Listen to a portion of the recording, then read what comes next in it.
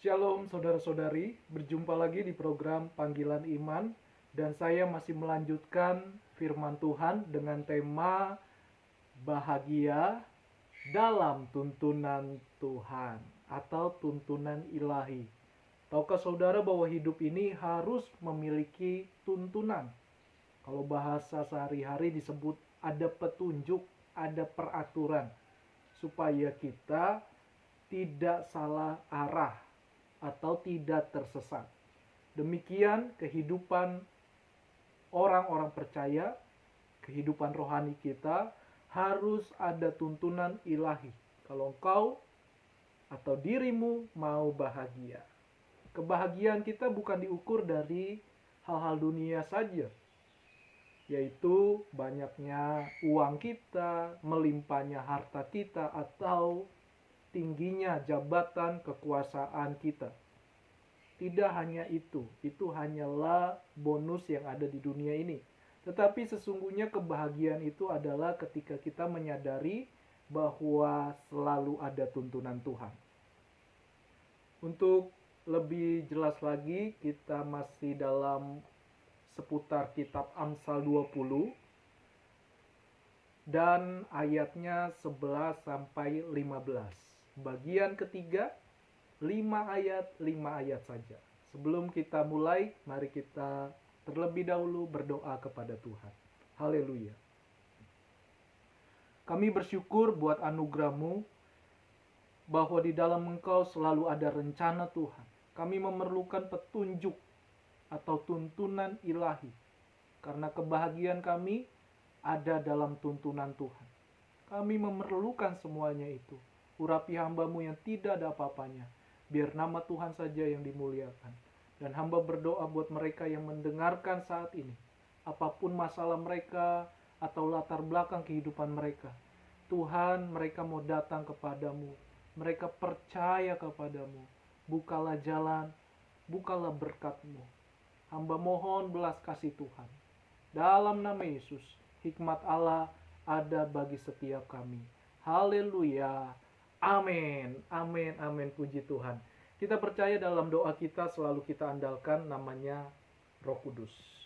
Nah saudara, kita simak firman Tuhan dalam kitab Amsal pasal 20 ayat 11 sampai 15. Ayat 11, anak-anak pun sudah dapat dikenal daripada perbuatannya, apakah bersih dan jujur kelakuannya. Ingatlah saudara bahwa Amsal ini berbicara tentang hikmat Tuhan, pikirannya Allah sendiri. Betapa luar biasanya, bahkan sampai anak-anak pun tidak ada yang tersembunyi. Tidak ada yang namanya, oh anak-anak belum berdosa. Tidak. Di dalam iman kekristenan, semua manusia sudah berdosa, telah berdosa. Sehingga Allah yang Esa, yang Maha Kuasa itu datang dalam rupa manusia. Jadi semua manusia termasuk nabi, rasul-rasul, murid Tuhan Yesus pun, bahkan sampai kedatangan Tuhan, manusia tetap berdosa. Namun apa bedanya kita sebagai pengikut Kristus? Bedanya adalah kita menerima Sang Juru Selamat, maka kita hidup dalam tuntunan ilahi. Betapa pentingnya hidup ini selalu dalam tuntunan ilahi. Saudara, engkau bahagia kalau engkau benar-benar dalam tuntunan ilahi. Jadi kebahagiaan kita bukan hanya bergantung kepada hal-hal materi saja. Tetapi kebahagiaan kita ketika kita sadar bahwa firman Tuhan itulah yang memampukan, yang menguatkan kita. Anak-anak pun sudah dapat dikenal daripada perbuatannya, apakah bersih dan jujur kelakuannya. Tuhan mau di setiap hidup kita apa adanya, tidak ada yang disembunyikan.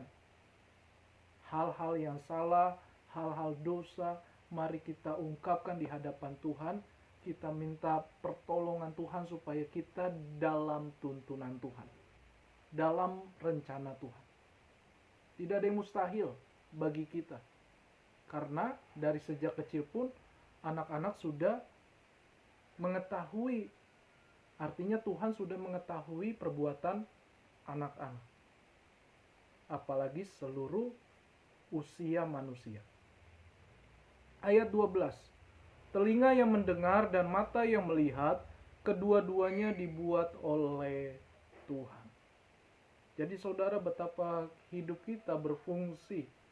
Dikatakan telinga yang mendengar dan mata yang melihat. Kedua-duanya dibuat oleh Tuhan. Artinya bahwa Tuhanlah yang pemegang kendali atas kehidupan manusia. Tuhanlah yang pegang kendali atas kehidupan manusia.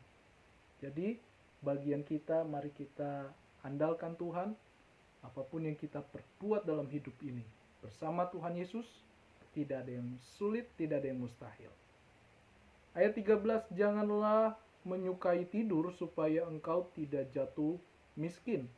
Bukalah matamu dan engkau akan makan sampai kenyang. Dalam tuntunan ilahi, kebahagiaan kita adalah tetaplah rajin dan selalu melibatkan Tuhan. Tidak cukup hanya rajin, tetapi harus kita imani, kita beriman, lalu kita setia melakukannya. Minta hikmat Tuhan, karena segala perbuatan kita ada dalam rencana Tuhan. Bukalah matamu dan engkau akan makan sampai kenyang. Ada kepekaan. Bukalah mata berbicara tentang kita peka akan segala sesuatu, baik dalam keluarga, baik dalam kehidupan, masa depan kita. Kita harus melakukannya dan kita harus peka mengetahuinya. Ayat 14, tidak baik kata si pembeli, tetapi begitu ia pergi, ia memuji dirinya. Ya. Artinya orang malas hanya berangan-angan saja, hanya keinginannya saja. Sehingga orang yang sudah melakukannya lebih dahulu, yang giat, yang bertekun, akhirnya mereka sukses, berhasil. Orang pemalas akhirnya iri hati. Nah saudara, dalam tuntunan ilahi kita harus melihat hal ini, mengerti hal ini, peka akan hal ini. Tidak baik kata si pembeli, tetapi begitu ia pergi, ia memuji dirinya. Ya, jadi pembeli hanya ini sebuah gambaran atau contoh, hanya menikmati hal-hal sementara, tidak lama. Jadi saudara, mari kita tetap libatkan Tuhan, jangan jadi malas. Ayat yang ke-15, sekalipun ada emas dan permata banyak, tetapi yang paling berharga ialah bibir yang berpengetahuan.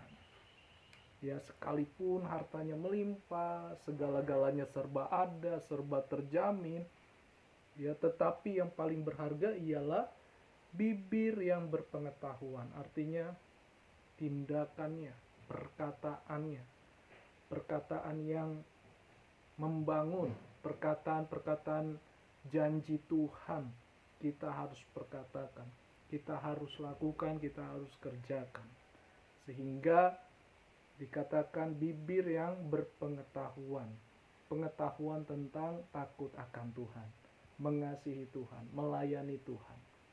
Saudara yang dikasihi Tuhan, jadi inilah kebahagiaan kita dalam tuntunan Tuhan.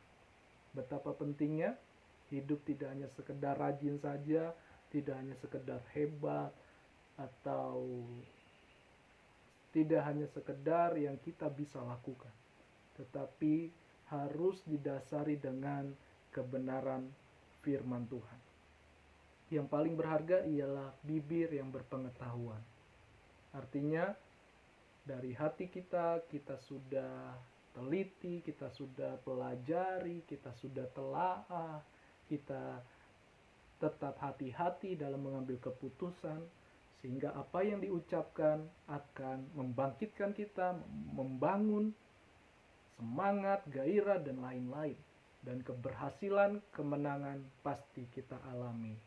Itu saja kebenaran firman Tuhan. Dan saya percaya 5 ayat ini dengan sederhana saya bagikan pasti akan membangkitkan iman saudara dan semangat saudara punya pengharapan. Saya akhiri selalu dalam doa. Mari kita berdoa. Tuhan Yesus, terima kasih buat firman-Mu yang memampukan kami, mengajar kami, dan kami terus mau dituntun dalam tuntunan firman, tuntunan ilahi, karena kebahagiaan kami adalah di dalam Engkau. Terima kasih Tuhan, terpuji nama-Mu, kekal selama-lamanya. Dalam nama Yesus, haleluya, amin. Tuhan Yesus memberkati kita semua.